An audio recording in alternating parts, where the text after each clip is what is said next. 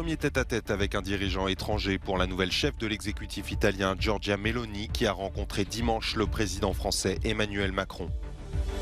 Qui succédera à Liz Truss à Downing Street? Ce ne sera pas Boris Johnson qui a renoncé à redevenir Premier ministre. Rishi Sunak et Penny Mordaunt sont les seuls candidats déclarés. Faut-il s'attendre à une offensive imminente sur Kherson? Depuis plusieurs jours, les autorités russes demandent aux civils d'évacuer la ville.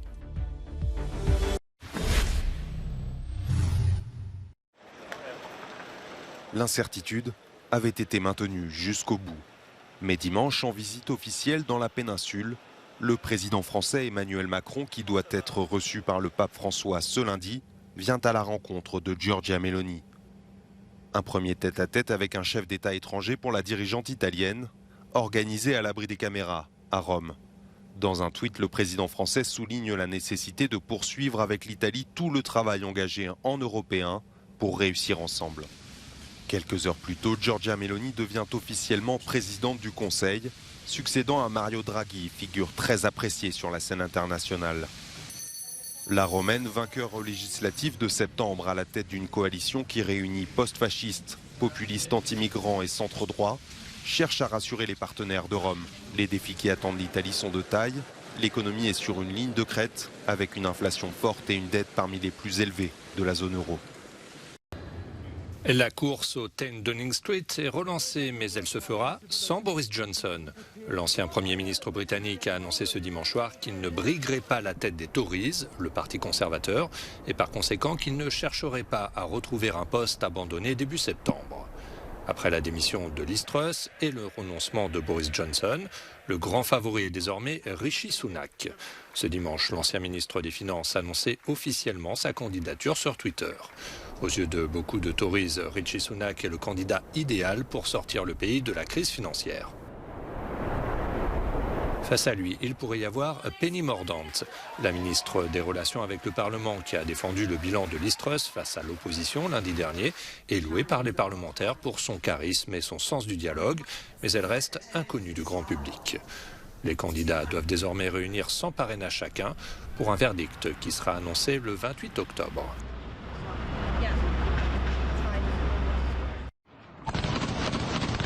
Ce pourrait être la bataille clé de la contre-offensive ukrainienne, celle de Kherson, ville portuaire à l'embouchure du Dniepr, sous contrôle russe depuis près de 8 mois.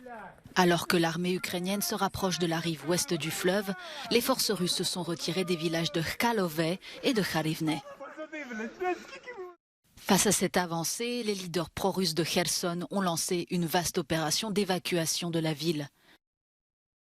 Sur ces images filmées par France 2, les habitants quittent leur logement à la hâte, à bord d'un bateau, pour se réfugier sur l'autre rive, sous contrôle russe.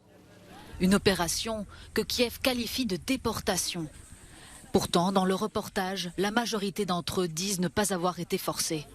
Ils savent que c'est un voyage sans retour. La voiture et toutes les autres affaires d'une vie, il ne reste plus rien. L'Ukraine a dû réduire sa consommation d'électricité.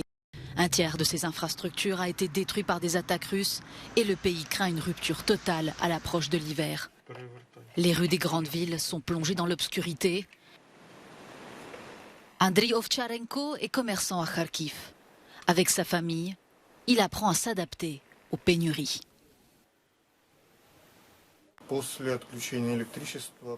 Une fois l'électricité coupée, dit-il, aucun magasin ne fonctionne.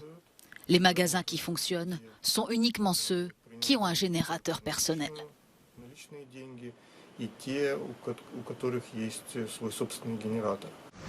Le président Volodymyr Zelensky a demandé aux Ukrainiens de limiter leur consommation d'électricité et rappelé que plus de 1100 localités restaient privées de courant ce dimanche. Un arbre pour chaque citoyen. Alors que la plantation d'arbres en ville s'impose un peu partout en Europe pour lutter contre le réchauffement climatique, la métropole de Milan s'est lancée dans un projet ambitieux. Le projet Forestami, unique en son genre en Italie. Forestami est un projet, mais aussi un rêve et un besoin. Car nous parlons d'une forte augmentation du nombre d'arbres en particulier d'arbres à tronc haut dans la zone métropolitaine de Milan au cours des prochaines années.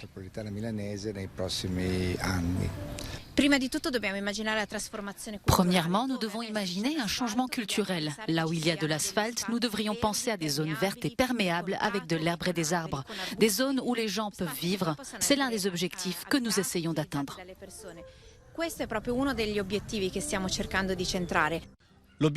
L'objectif est de planter jusqu'à 3 millions d'arbres d'ici 2030. Cela peut sembler très ambitieux, mais le projet Forestami a démarré de bons pieds et a déjà planté plus de 330 000 arbres. Mais Forestami, ce n'est pas seulement planter ces arbres, c'est aussi assainir l'air, consommer moins d'énergie et améliorer la qualité de vie des gens. Car planter des arbres dans une grande ville peut avoir un impact global.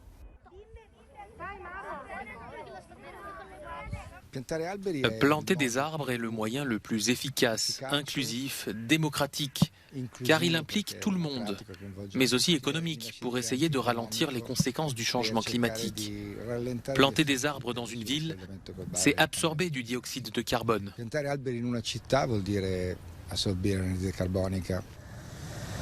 Les grandes villes sont responsables de 75% des émissions de dioxyde de carbone dans le monde. Les arbres peuvent absorber des particules fines qui ont un effet extrêmement négatif sur la qualité de vie de tous ceux qui vivent dans les zones urbaines.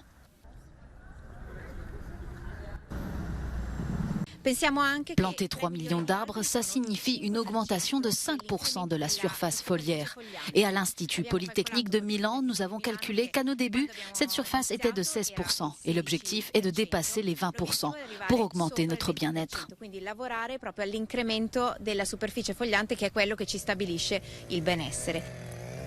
Plus de 3 millions de personnes vivent actuellement dans la zone métropolitaine de Milan. D'ici 2030, chaque citoyen aura donc un arbre pour soi qui offrira un air plus pur et une meilleure qualité de vie et contribuera aussi à lutter contre le changement climatique. Au Brésil, la politique et le football se télescopent. Dans une semaine aura lieu le second tour de l'élection présidentielle et dans moins d'un mois la Coupe du monde de foot. Dans les deux cas, le drapeau auriverde va flotter ces prochaines semaines. Dans ce contexte, la star brésilienne du ballon rond Neymar a fait une apparition remarquée lors d'une émission en faveur de Jair Bolsonaro. En apportant son soutien très médiatique au candidat d'extrême droite, Neymar a expliqué vouloir remercier le président sortant qu'il avait soutenu lorsque l'attaquant du PSG avait fait face à des accusations de viol.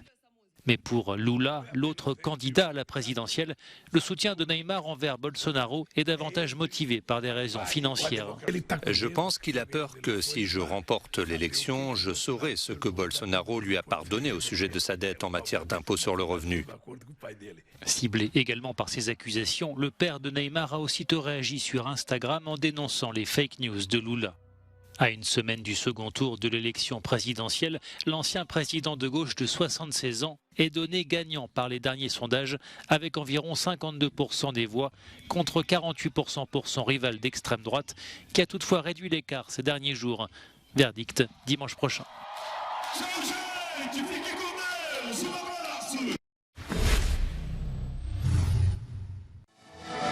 Sébastien Ogier ne fréquente plus le WRC qu'à temps partiel, mais il n'en a pas perdu pour autant son coup de volant.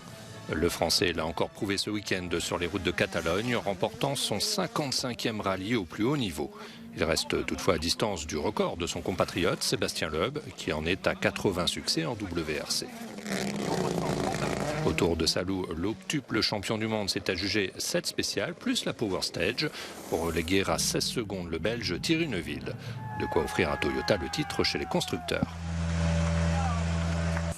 C'est fantastique d'obtenir une nouvelle victoire, aussi parce que c'était un week-end important pour l'équipe. Les gars, nous sommes champions du monde. Merci beaucoup, vous avez fait une nouvelle fois un travail fantastique, donc maintenant il est temps de fêter ça.